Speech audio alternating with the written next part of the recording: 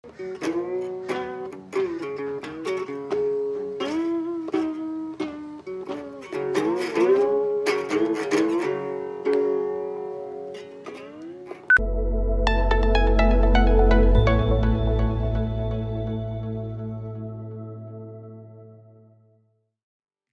everyone, and if you couldn't see what I'm playing this little cigar box guitar which sits around the office, and we have a little bit of a play every now and then, bring the blues. So that was just the SEO blues for those of you who wanted to know. A little song I've been writing. So today we're going to be talking about SEO and how to make your business more profitable using SEO. Now, that might seem like a bit of a, well, of course SEO makes my business more profitable because I appear online for relevant search terms, and so people click through and yada yada, bingo bango, I'm making money, or my business is doing well. But I think there can be some misunderstandings about SEO which can actually limit your profitability. And I'm going to go through those. There's four points that I've kind of drawn on, and I think that hopefully it'll be useful to you, wherever you're at, whether you've got an established business where you've been doing SEO for many years, whether you're just starting out and you're just starting down the path of digital marketing and SEO.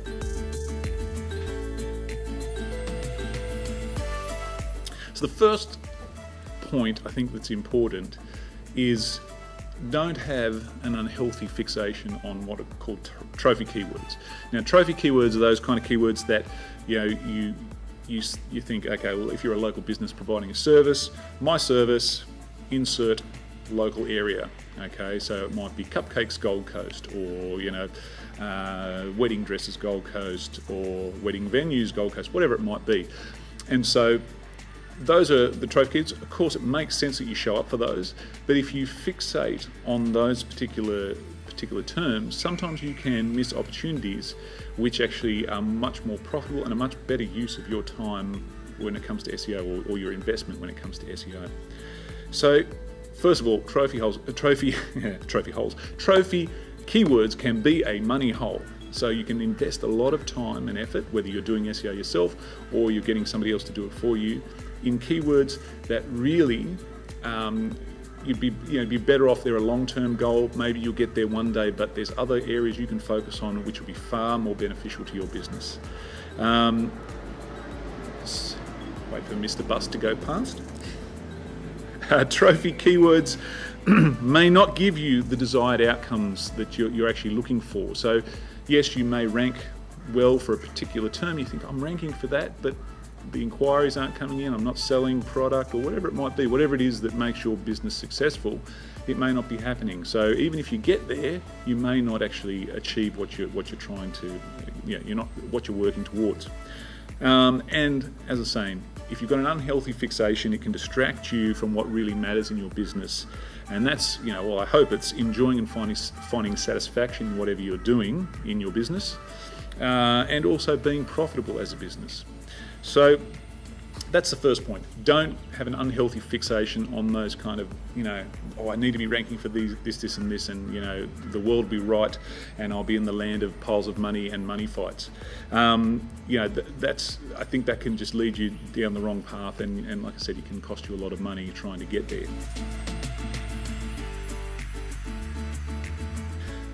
Point number 2, focus on your profitability rather than rankings. Okay, so listen to what I'm saying. I'm not saying you still want to get rankings, but focus on what rankings make you profitable. One thing to remember is that your website will rank for a wide variety of terms. And if you're focused on just this one, you're missing the point, because SEO is about, the beautiful thing about SEO is that it is such a wide net, because you can rank for so many different terms. And sometimes actually those fringe terms that bring in good traffic and people connect with you and your business, and then that actually convinces them to come on as clients or as customers, or whatever it is that, however your business works. So yeah, you need to remember that you are ranking for a wide variety of terms. The other thing is that and I say this often to clients, say, look, would you rather 100 visits per month from one keyword that brings in 10 new clients or customers, or would you rather, a keyword that, brings in 1,000 visitors but only turns into one sale or one new inquiry? And obviously the answer is simple. Yeah, give me the 100 visits a month keyword, because obviously that's going to make my business more profitable. So you need to, again, think about that. Volume does not always equal profitability or advancing your business goals. I think one of the other things, and this can go for many different aspects of digital marketing, is comparing yourself to the competition. Now, I have a pet peeve about, people looking at competitors' websites and going, oh, look what they're doing, we've got to try and do what they're doing.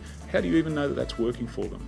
I think that's one of the biggest things we can do, mistakes we can make is look at somebody else's, that we can see they're ranking number one, we can see that they've got a schmick looking website, but do we know that that's actually working for them? And if you ask them, let's say your competition and you can actually have are they going to tell you if it's going well or not? Anyway, that's another story.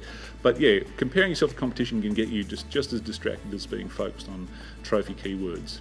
And like I said, even though they might be ranking number one, are they really winning? Can you really know for sure? Because without looking at their Google Analytics, or even just simply how many inquiries they're getting a month, or how many sales they're making, you can't know.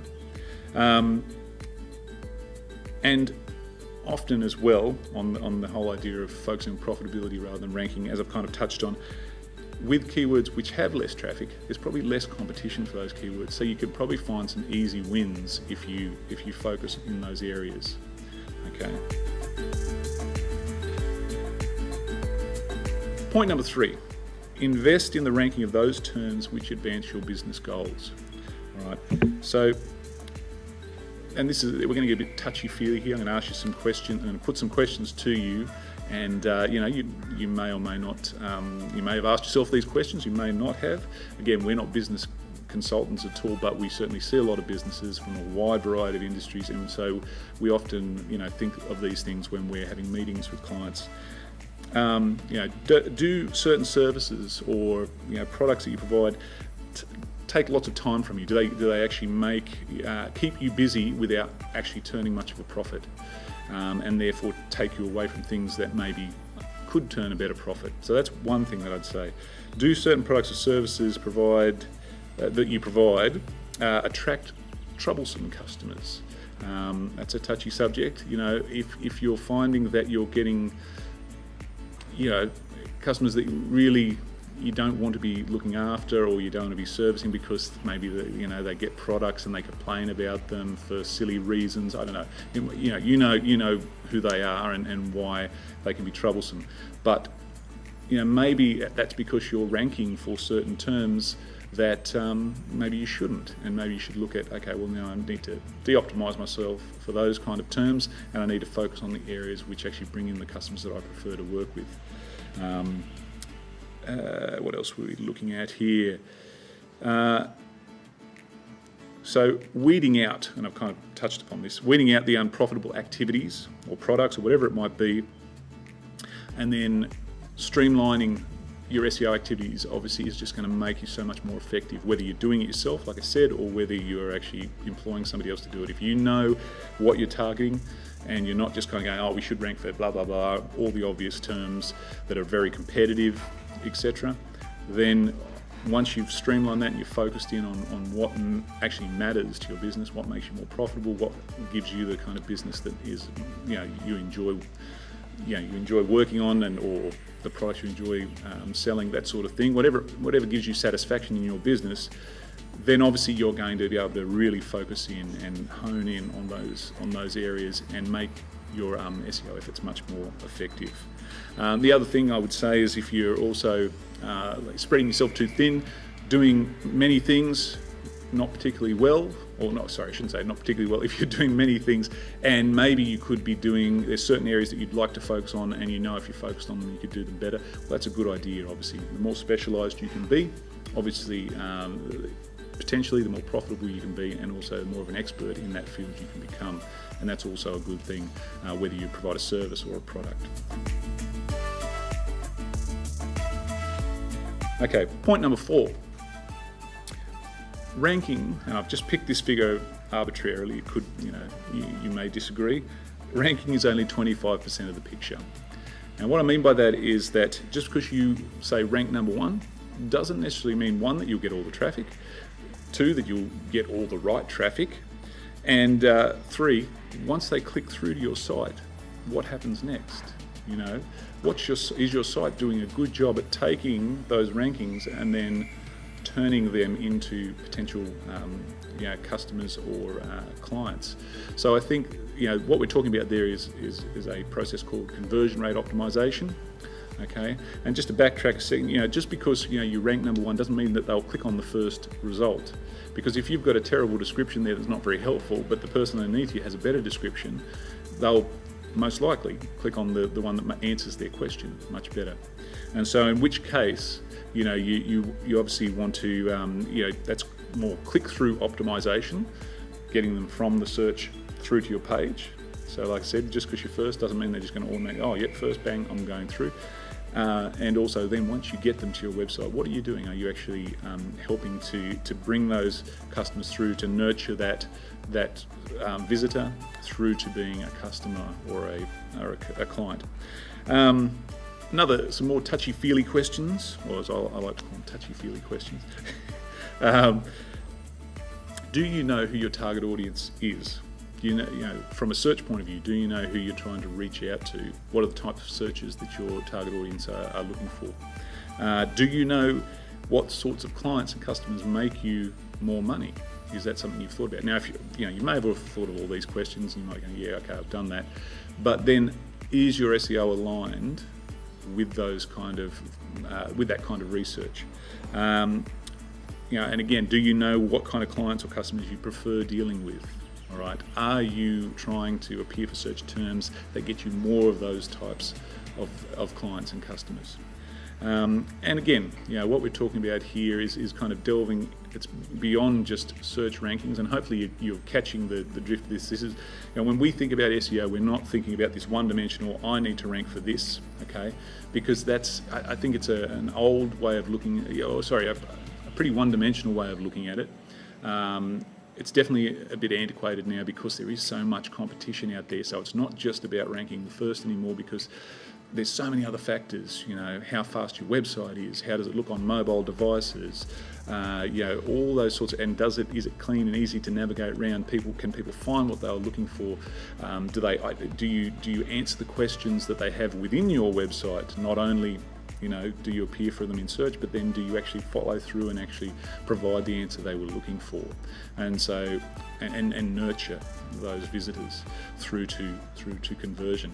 So I think that's a really important point. We're not going to talk too much more about conversion rate optimization today, because that is a whole subject in and of itself, and a very complex one with lots of different views and ideas about it. But we'll do another video where we talk about conversion rate optimization and what we feel are practical steps that you can take to optimize your website to make sure that once you get that traffic, you actually do the right things with it, and your website, as we talked about last week when we talked about e-commerce, can be a salesperson when you're not around, or be one of your best salespeople when you're not around.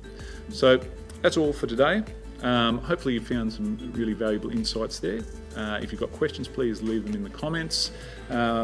Just having a look here to see if anybody's asked any comments that we can answer right now. Doesn't look like it, that's all right. But feel free to leave those in the comments, we'll answer them next week. This video will also be on YouTube, and as well as obviously being Facebook Live, and we'll save it to our Facebook page. So please please share this video if you think it'll be valuable for other people. And we'll see you next week. Thanks very much.